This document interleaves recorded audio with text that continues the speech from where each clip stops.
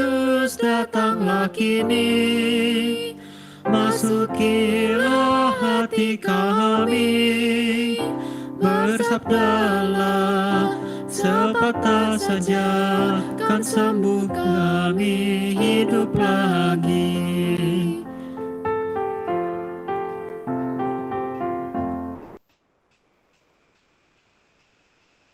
Selamat malam dan selamat datang kembali saudara-saudari di acara Spiritual Exercise. Saya Siska. Sesi ke-6 pada malam ini kita akan membahas topik persahabatan, godaan, dan cinta yang akan dibimbing oleh Romo Henry. Topik ini bagian dari tema latihan rohani dengan kitab Perjanjian Lama, sepucuk surat cinta dari Tuhan. Malam ini melanjutkan topik pembahasan minggu kedua dan kita akan diajak untuk merenungkan penerangan di bacaan Ezekiel chapter 34, Proverbs chapter 4, 2, 5, 6, 7, dan 9. Sebelum kita mulai sesi ke-6 ini, kita buka dengan doa. Silakan Romo Henry, tolong membuka acara spiritual exercise ini dengan doa pembuka. Terima kasih. Oke, thank you Siska.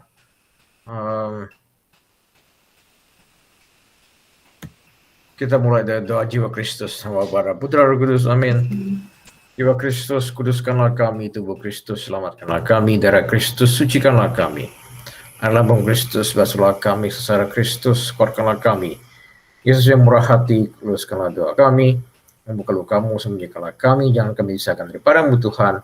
Musuhnya curang adalah kami, waktu ajal terimalah kami, dan berkudus kemudian Engkau selama-lamanya. Amin.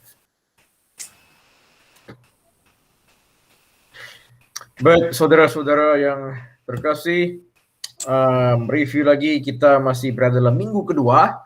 Jadi tema minggu kedua, maksudnya ini, kalau minggu kemarin kita membahas lebih detail itu, maksudnya temanya tentang inkarnasi, itu kita merenungkan kelahiran Yesus ketika itu dari kitab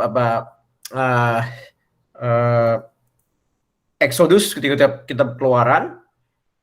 Hari ini kita masih minggu kedua, tapi ini lebih pada melihat kehidupan Yesus. Jadi kontemplasi terhadap kehidupan Yesus sendiri. Jadi kalau kita ingat masih program tahun kemarin itu, saya sempat membawakan sedikit tentang itu, tapi Romo Hartono juga sebelum dia masuk ke minggu ketiga itu sebenarnya tema masih minggu kedua, itu carry over, seperti Yesus digoda di padang gurun segala macam seperti itu. Itu masih tema minggu kedua. Sebetulnya kita melihat bagaimana kehidupan Yesus sendiri. Itu kelanjutan dari tema minggu kedua, di mana akhirnya kita mendapat keputusan mengikuti Yesus setelah mengenal dia lebih dekat, terutama dalam kehidupan dia selama 3 tahun terakhir dalam hidupnya sebelum dia mati di kayu salib.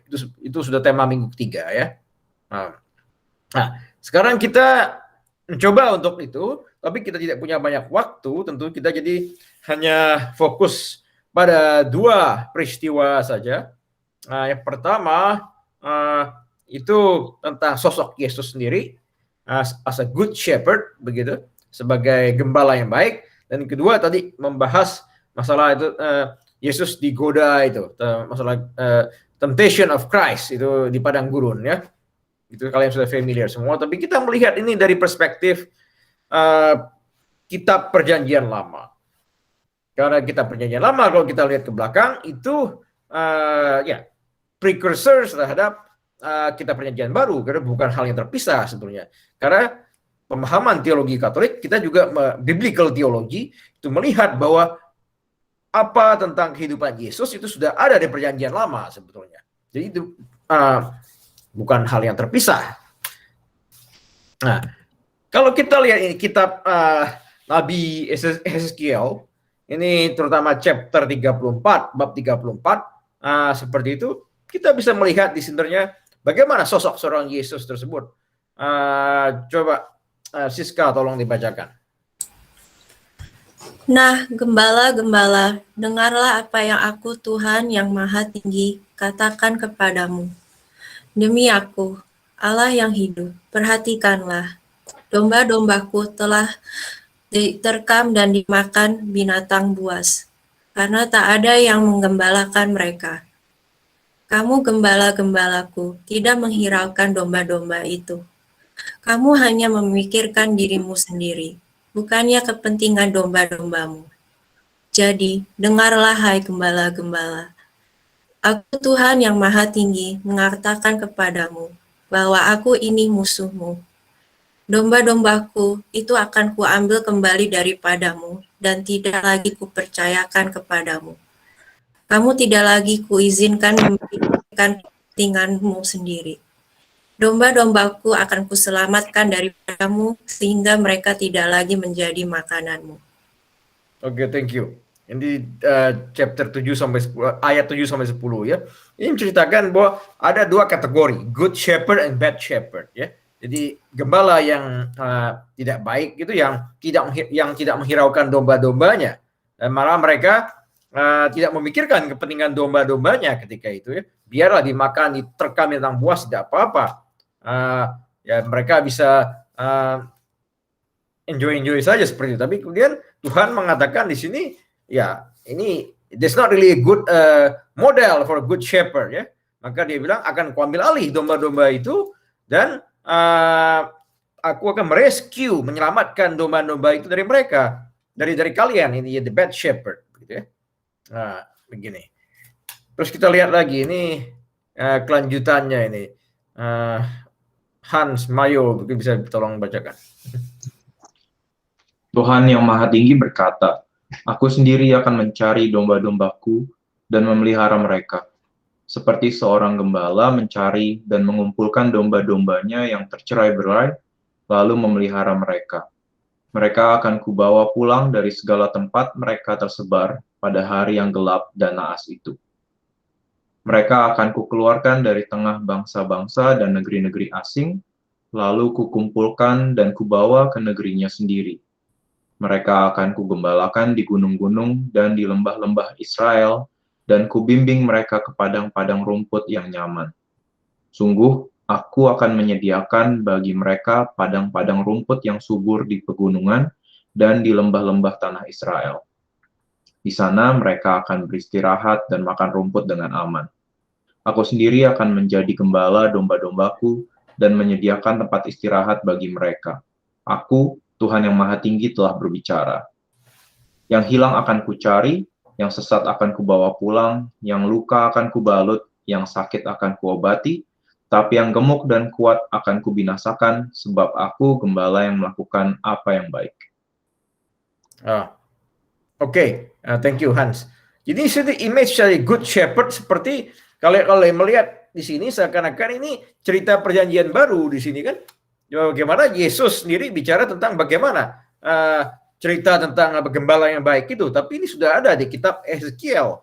Jadi cerita gembala yang baik di sini yang membawa domba-domba itu ke gunung-gunung dan lembah-lembah dan ke padang rumput yang nyaman. Ketika itu kan, jadi tercerai-berai dikumpulkan kembali oleh gembala yang baik itu. Kemudian di rumput yang subur, di pegunungan, di lembah-lembah tanah Israel ketika itu kan, sehingga mereka bisa makan dan istirahat dengan aman. Kemudian tempat istirahat juga ketika itu kan, good shelter ketika itu. Kemudian yang hilang ku cari, ku bawa pulang, yang sesat katanya, yang luka ku balut. Jadi ini Jesus the healer ketika itu kan, tapi di sini kepada orang-orang yang terluka ketika itu. Jadi orang yang sesat ku bawa pulang, yang hilang ku cari kata. Jadi ini image yang sama kurang lebih dalam kisah perjanjian baru. Tapi kita bisa melihat di sini bahwa Yesus, image of good shepherd itu sudah ada muncul di kitab Ezekiel sendiri. Jadi prophet Ezekiel ketika dia sudah bicara tentang itu.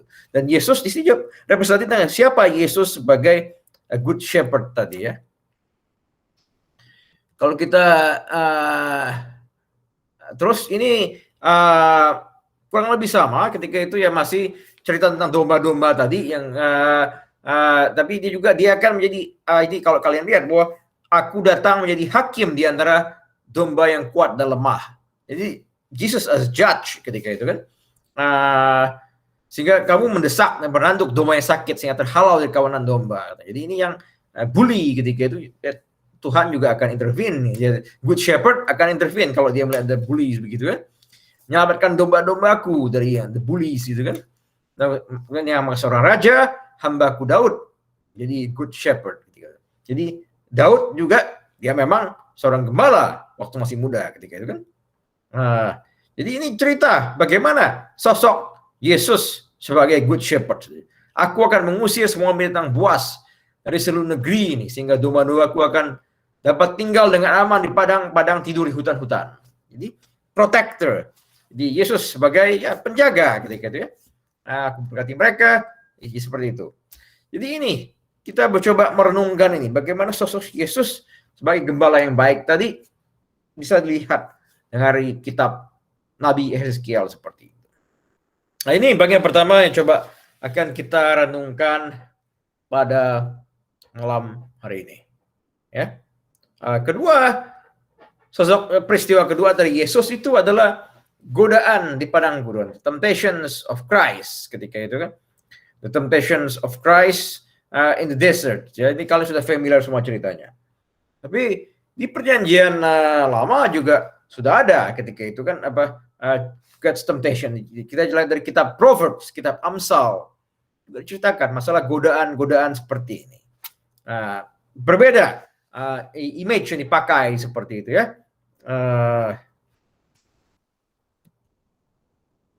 Masih ada juga sebenarnya kitab Yeskiel yang bisa juga nanti kalian renungkan nih sebelum kita masuk ke sana. Jadi ini tentang good shepherd-nya akan menyuburkan ladang-ladang di padang mereka itu kan. Kaumlah tahu domba gue aku beri makan. Jadi dia seperti Yesus yang memberi makan 5.000 orang seperti itu ya. Ini masih ada juga. Bisa diteruskan ini yang keseluruhan bab 34 itu seperti itu. Tentang good shepherd. Ini precursor Jesus ya. Seperti itu. Kemudian kitab Proverbs ini. Ini harus dipahami kitab Proverbs tentu bagi kaum feminis sekarang mungkin ini tadi akan kita bacakan. Ini something that's not acceptable tapi you have to understand the context pada waktu itu ketika ini ditulis ketika itu ya. Mungkin Pak Agam bisa tolong bacakan ini. Baik Romo, yang ini ya. Ya. Sebentar. Proverb 2:16-19. Engkau anakku akan bisa menolak bujukan perempuan nakal yang berusaha memikat engkau dengan kata-kata yang manis. Wanita itu tidak setia kepada suaminya dan telah melupakan janjinya kepada Allah. Kalau engkau di rumahnya, berarti engkau menuju kematian. Pergi ke sana sama saja dengan pergi ke dunia orang mati. Orang yang pergi kepadanya tidak pernah ada yang kembali ke jalan yang menuju kehidupan. Oke, terima kasih.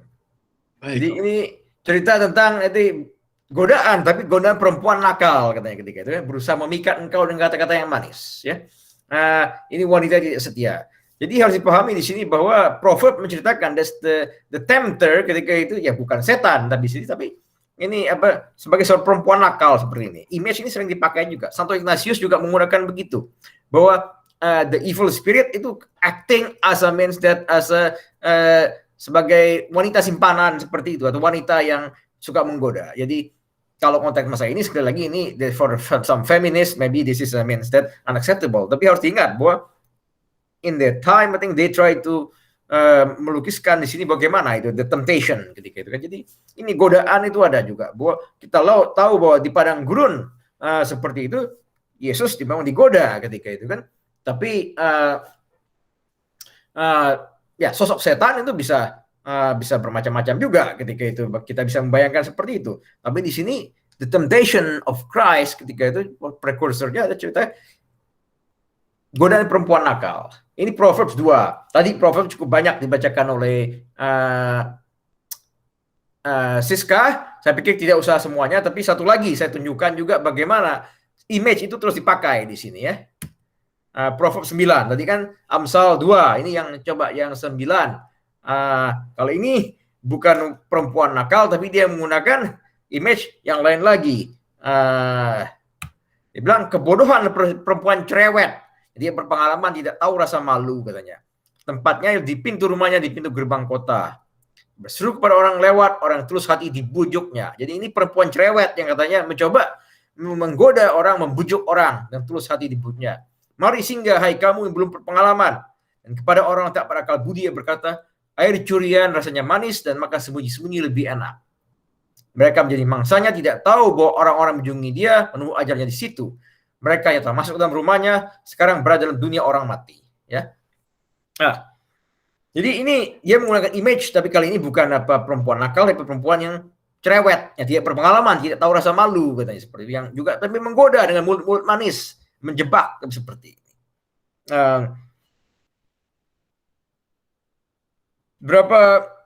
Satu minggu barusan ini, kalau tahu kalian juga, saya baru selesai retreat ketika itu, saya juga mendoakan Temptation of Christ ketika itu, tanpa ketika itu saya mengingat ini, karena saya memang hanya ketika itu mendoakan dari kitab Matius ketika itu, tapi di dalam doa saya, dalam imajinasi saya ketika itu, memang ini sosok setan ketika itu yang muncul ketika itu sebagai seorang perempuan. Ketika ada seorang perempuan, ada seorang, tidak perlu saya sebut namanya, tapi yang prominent figure, public figure seperti itu, yang seakan-akan dia yang jadi the tempter for Christ. Jadi dalam imajinasi saya ketika itu, saya berjalan bersama Yesus ketika itu, dan kita sama-sama digoda ketika itu kan. Kalau kita melihat, kita ingat bahwa Yesus digoda 3 kali ya. Godaan pertama itu dengan makanan ketika itu ya, dengan turning the bread stone into bread, dari batu menjadi roti. Tapi dalam doa saya ketika itu, saya melihat bahwa yang digoda ketika itu diberikan kepada kita itu bukan mengubah batu menjadi roti, tapi sebuah makanan ketika itu, makanan yang memang sangat menggiurkan ketika itu kan. Terus kemudian yang kedua ketika itu, tahap kedua, kita berjalan terus dalam doa saya bersama Yesus. Kemudian itu sang perempuan ini juga menggoda lagi, tapi kali ini bukan memberikan seperti setan dalam kitab itu memberikan sebuah kerajaan atau apa seperti itu, tapi kali ini hanya there's things that huge, kompleks seperti itu dengan teknologi yang maju segala macam, that lavish facility segala macam seperti itu. Terus yang terakhir ketika itu kita terus berjalan lagi, terakhir kan bahwa Yesus diminta menjatuhkan dirinya supaya malaikat, tapi dalam doa saya ketika itu saya membayangkan bahwa yang kita digoda to make a shortcut ketika itu kan, turun bahwa not walking through the trail, tapi make a shortcut ketika itu. Tapi itu akhirnya godaannya. Di dalam arti seperti itu, bahwa kita juga bisa menggunakan imajinasi kita, membayangkan di sini bersama Yesus seperti itu ya. Jadi kurang lebih begitu yang kita akan lakukan malam ini. Jadi pertama, kita membayangkan Yesus as a good shepherd, gembala yang baik, yang mengatakan do not be afraid, jangan takut seperti itu, yang membimbing kita ke padang rumput hijau yang subur. Ini adalah undangan untuk percaya kepada Tuhan, pada Yesus khususnya. Yesus yang menemukan kembali domba yang hilang, dan menyembuhkan domba-domba yang sakit, memberi makanan kepada domba-dombanya, dan Yesus yang melindungi domba-dombanya. Jadi kita berusaha menggunakan imajinasi kita seperti itu ya.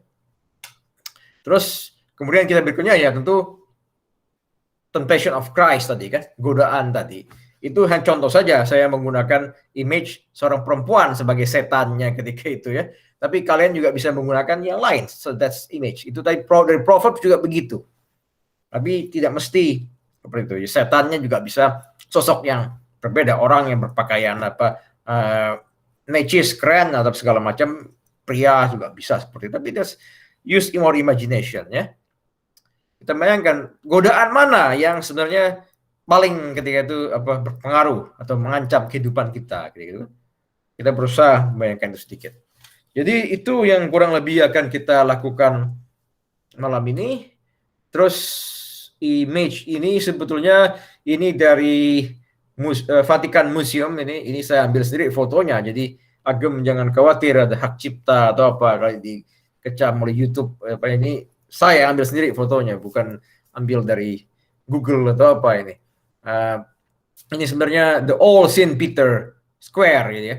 Ini bukan yang Saint Peter sekarang ini. Ini yang satu-satunya foto yang menceritakan lukisan itu Saint Peter yang dulu ketika itu kan. Ini ada cerita lebih mendalam tentang ini karena ada gabungan lagi cerita. Ini sebenarnya that's something the destruction of Troy dan mereka ingin lari dan kabur ketika itu. Tapi digabungkan seperti ini ada this pagan world dan ini I think the Christian world seperti itu. Tapi misalkan bagaimana? Ya, kehidupan Yesus sendiri ya akhirnya dia datang ketika itu ya dengan apa tengah-tengah situasi dunia yang masih kacau seperti itu ya, tapi dia juga berusaha memberikan kabar gembira seperti itu. Jadi ini sedikit saya ambil foto ini untuk bisa kita lihat nanti kita pertemuan kita. Jadi terakhir kita tutup dengan kolokwi bicara dengan Allah Bapa, dengan Yesus dan dengan Bunda Maria. Jadi kurang lebih seperti itu prosedur kita malam hari ini. Kita siap-siap mungkin untuk bisa masuk ke dalam suasana hening, suasana doa untuk meditasi.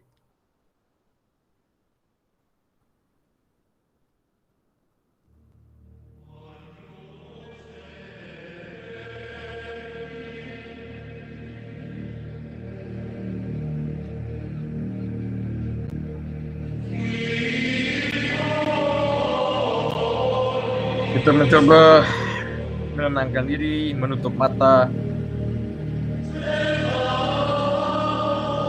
masuk ke suasana doa, memohon rahmat agar kita bisa mengenali Yesus dengan lebih baik.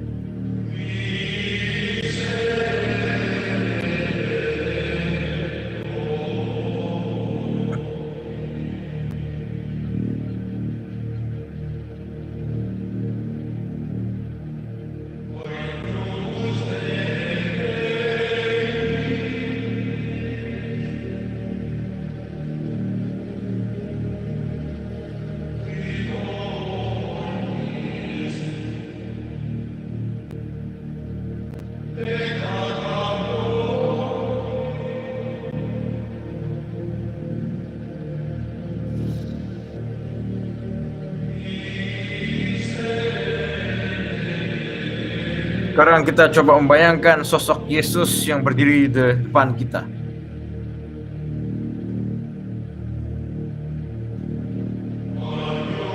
Bayangkanlah Yesus tersebut yang berdiri di depanmu. Entah bagaimana sosoknya.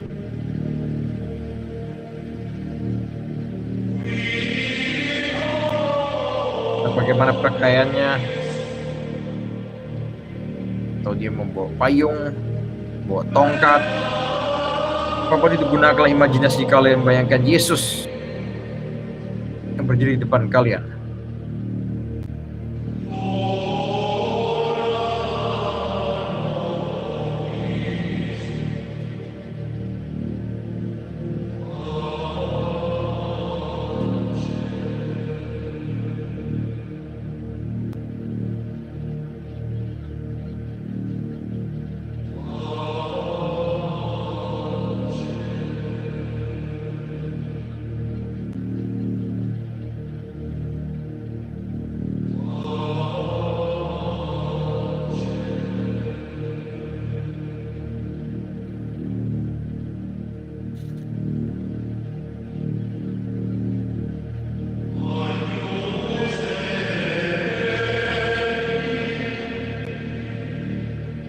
Sekarang kita bayangkan kita berjalan bersama Yesus.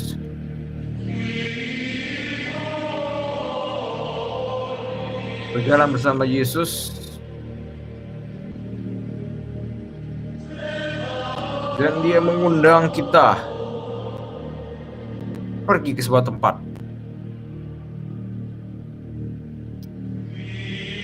Entah itu padang rumput yang hijau, atau mungkin ke tepi pantai, tempat yang indah.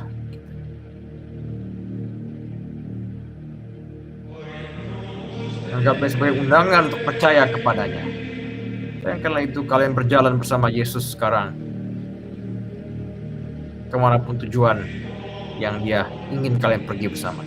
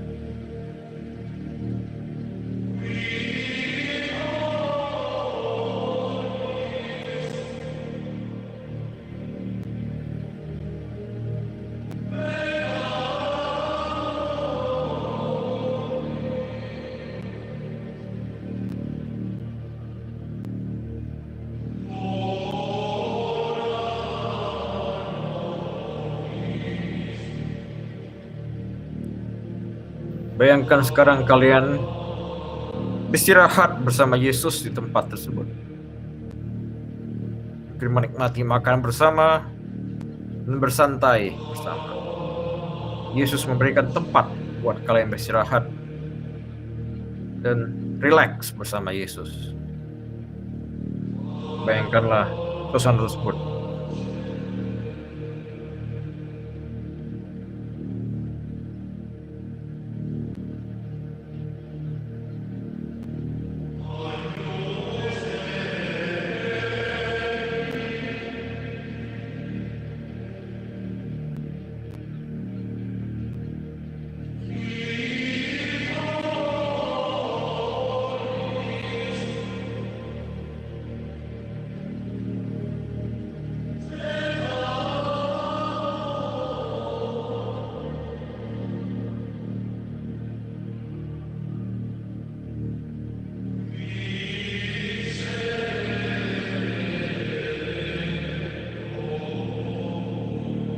Sekarang kita mencoba membayangkan Yesus mengajak kita kembali berjalan, pergi ke tempat lain. Dia berusaha mengumpulkan atau mencari orang yang tercerai-berai, atau orang-orang yang hilang, atau orang-orang telah meninggalkan gereja. Bayangkanlah kamu mendampingi Yesus. Dia berusaha untuk mengajak kembali orang-orang tersebut, atau berusaha merangkul mereka kembali.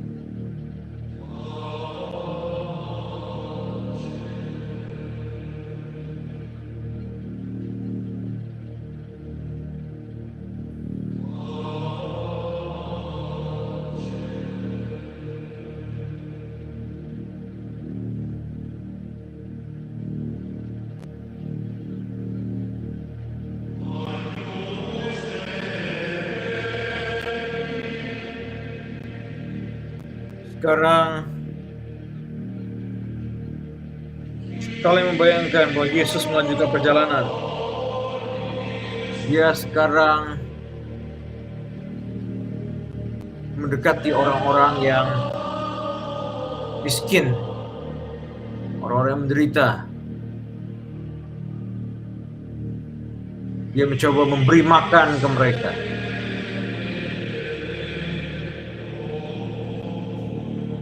Dia mencoba memberi pakaian ke mereka. Coba bantu orang-orang tersebut. Bayangkanlah Yesus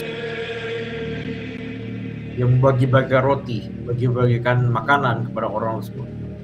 Dan kalian bersama dia, mendampingi dia, membantu Yesus bagikan makanan tersebut.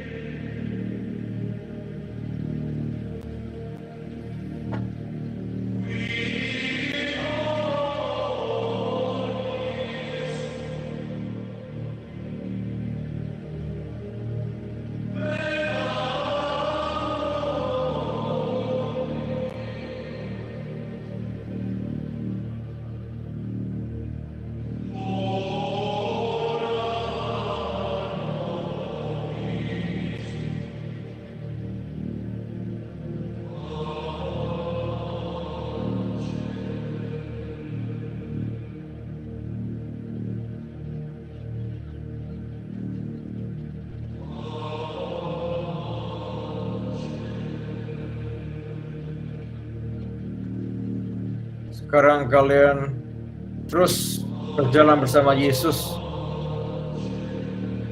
Sekarang dia berusaha menyembuhkan orang-orang yang sakit. Bayangkan kalian bersama Yesus di rumah sakit, di mana dia datang pasien-pasien menyembuhkan mereka. Bayangkanlah itu, kalian mendampingi Yesus menyembuhkan banyak-banyak orang yang sakit, entah apa itu sakit, mulai dari sakit yang biasa sampai sakit yang lebih parah.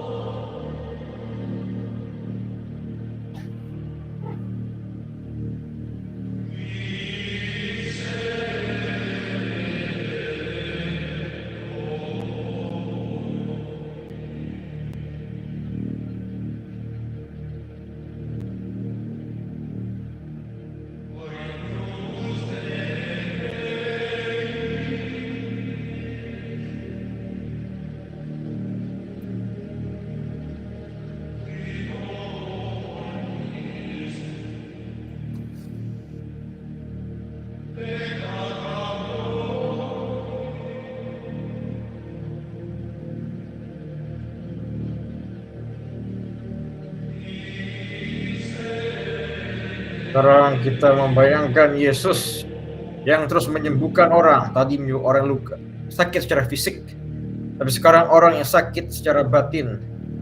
Mungkin orang yang sudah tidak tahan dihina lagi, orang yang menderita tekanan fisik atau tekanan psikis, mungkin merasa ditolak, hidupnya sudah gagal,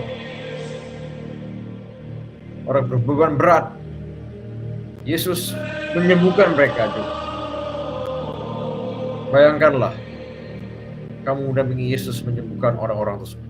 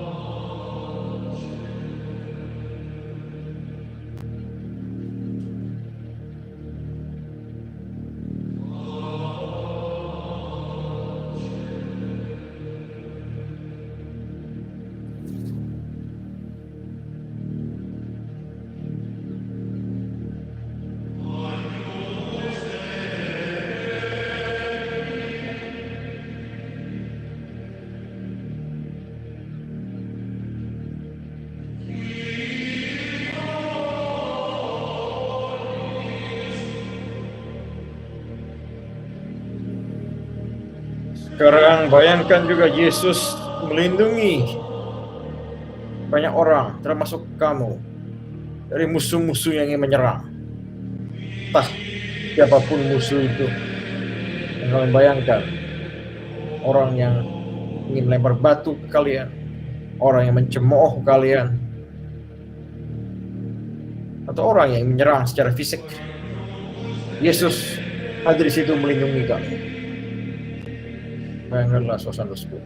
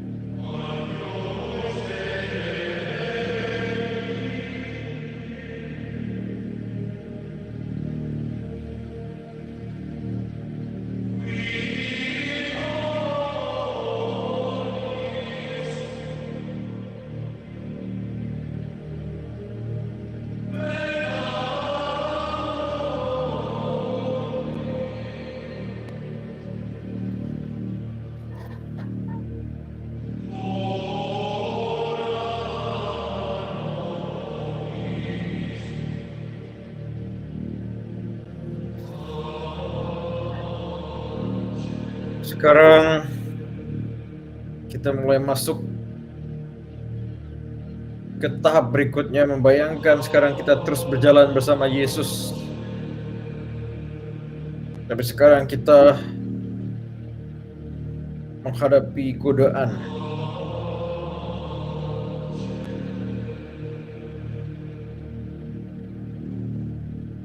Entah bagaimana sosok setan tersebut, atau sosok perempuan yang nakal, ataupun orang yang berpenampilan keren, atau apapun itu. Bayangkanlah sosok setan tersebut yang menggoda kalian bersama Yesus.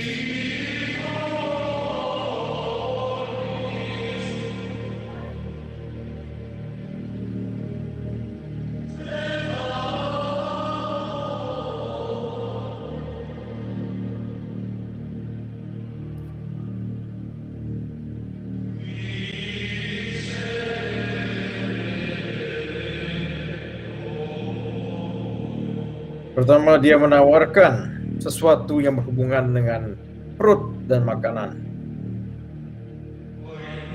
Entah itu makanan kesukaan kalian, atau makanan yang mewah, atau yang makanan yang tersedia banyak sekali dan menggunung. Bayangkanlah itu, setan yang sebenarnya menggoda dengan sesuatu berhubungan dengan makanan.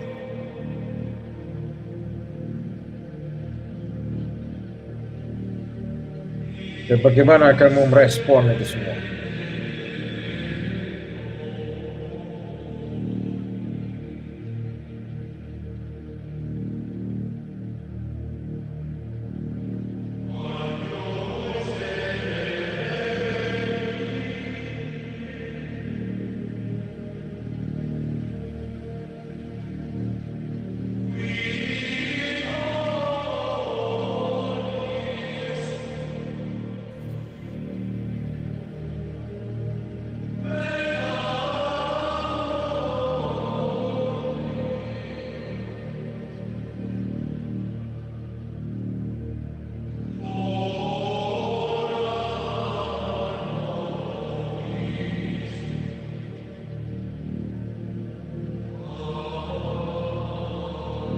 Kita bayangkan terus sang setan terus melakukan peperangannya dengan menggoda kalian. Kali ini dia menggoda dengan kekuasaan, mungkin dengan sebuah penghargaan, dengan sebuah posisi, sebuah keinginan dihargai, apapun itu berhubungan dengan prestis, Bayangkanlah apa yang dia tawarkan ke kalian saat ini. Itu nama besar, yang main terkenal mungkin. Bayangkanlah situasi tersebut, di mana sang setan meneruskan tawaran godaannya kepada kalian dan Yesus.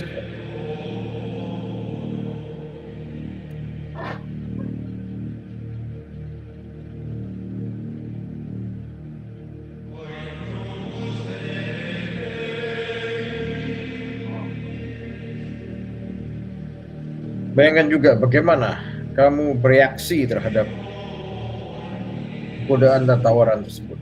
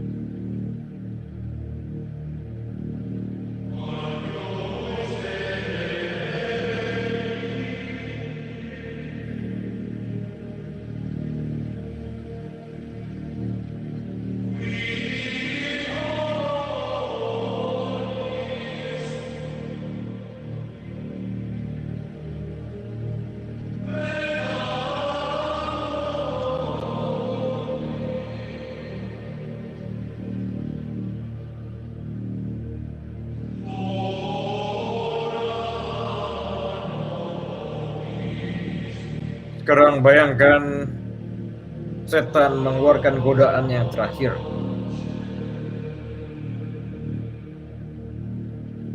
Dia tidak hanya ingin menunjukkan bahwa Yesus bagaimana terjun dari atas gedung tinggi, tapi kali ini dia menawarkan hal yang lain kepada kalian. Menunjukkan kelebihan kalian, menunjukkan kehebatan kalian, atau menggoda hal yang lain untuk mengambil jalan pintas, atau untuk mengambil sebuah keputusan tertentu yang kontroversial.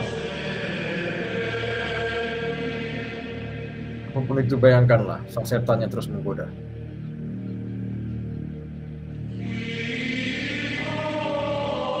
Dan bagaimana Yesus dan kamu bereaksi terhadap godaan.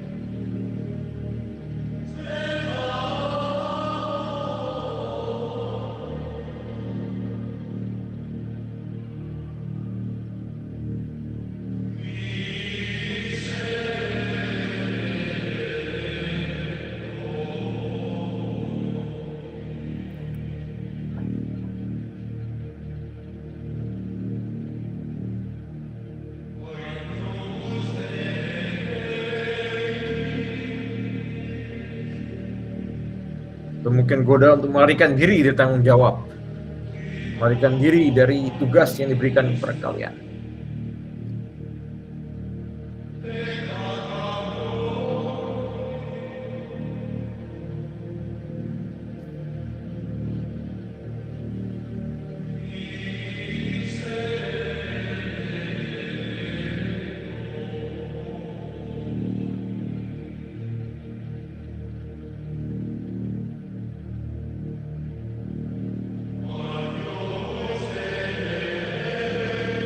Sekarang kita mencoba mulai masuki babak akhir. Kita pertama bicara dengan Allah Bapa sendiri. Bagaimana pengalaman kalian berjalan bersama putranya? Apakah kalian lebih mengenal Yesus lebih dekat sekarang? Menyaksikan sendiri bagaimana Yesus. Apapun itu, ungkapkanlah perasaan kalian kepada Allah Bapa.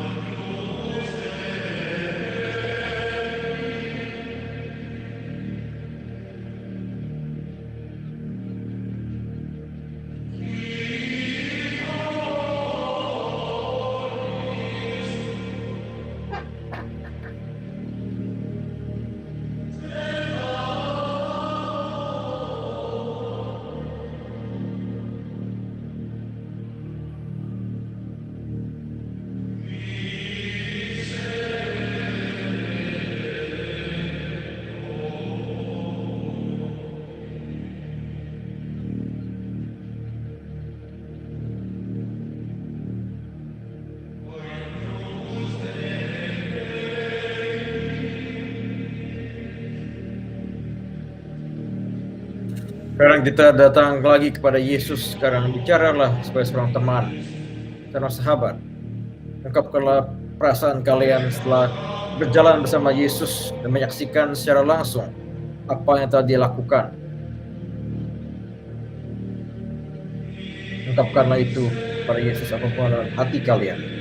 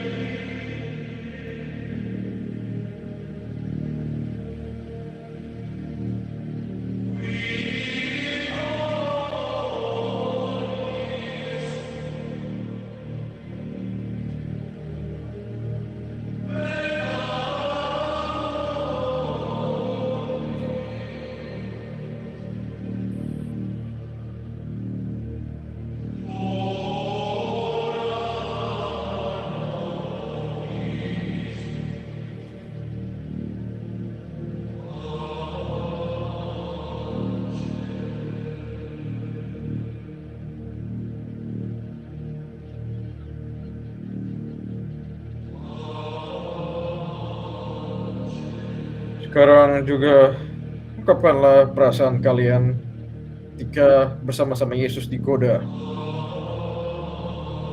oleh setan.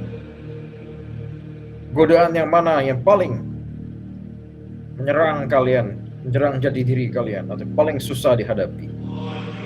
Ungkapkanlah itu kepada Yesus.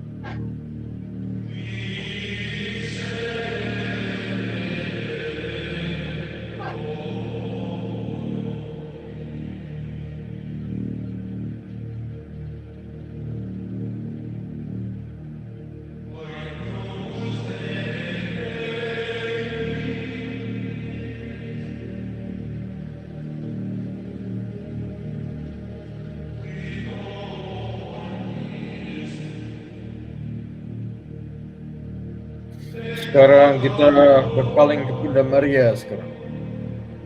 Engkau kira perasaan hati kalian kepada Bunda telah mengenal putranya lebih dekat, telah berjalan bersama putranya, dan juga menghadapi godaan setan bersama putranya.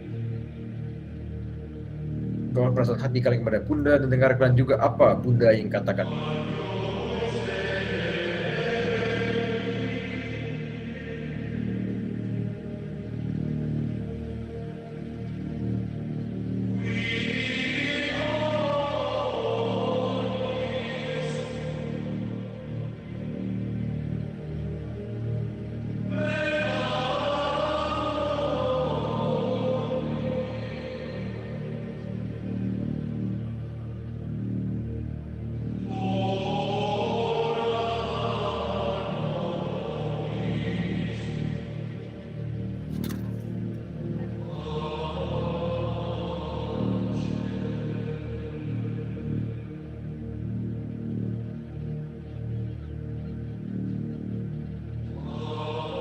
Jika kalian ingin mengenal putranya lebih dekat, mintalah juga Bunda ingin terus mendekatkan kalian bersama putranya.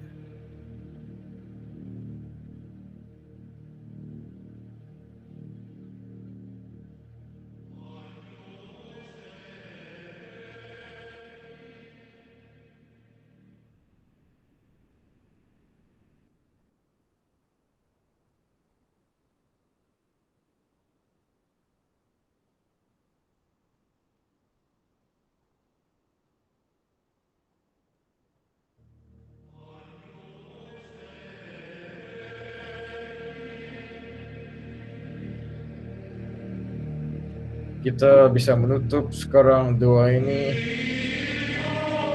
dengan bersama-sama mengucapkan doa singkat kemuliaan kepada Bapa, Putra, dan Roh Kudus. beri pembelaan sekarang selalu sepanjang segala abad. Amin. Kita bisa perlahan-lahan masuk kembali ke suasana normal, membuka mata, dan keluar dari suasana doa.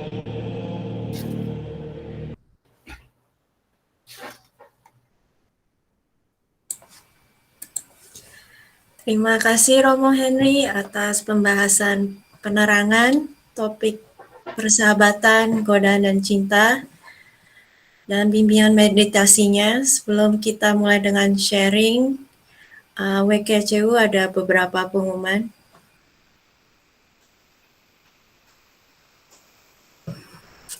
Kalau saudara-saudari bisa support acara spiritual exercise ini, Anda bisa ngasih sumbangan kasih melalui cek ke Marcella Raharjo atau lewat Zelle jovaratri@gmail.com. Terima kasih semuanya atas supportnya. Pengumuman kedua, Iman yang Berpikir sesi ketiga bersama Romo Andang dengan topik perkawinan sebagai sekolah cinta. Sesi ini mulai minggu ini jam 5:30 sore. Pengumuman ketiga, latihan rohani Kamis depan dengan topik penderitaan, kematian, dan pembebasan. Seperti biasa mulai jam 8 malam dibimbing oleh Romo Henry. Terima kasih. Sekarang kita bisa mulai dengan sesi sharing. Mohon panitia berhenti recordingnya. Terima kasih.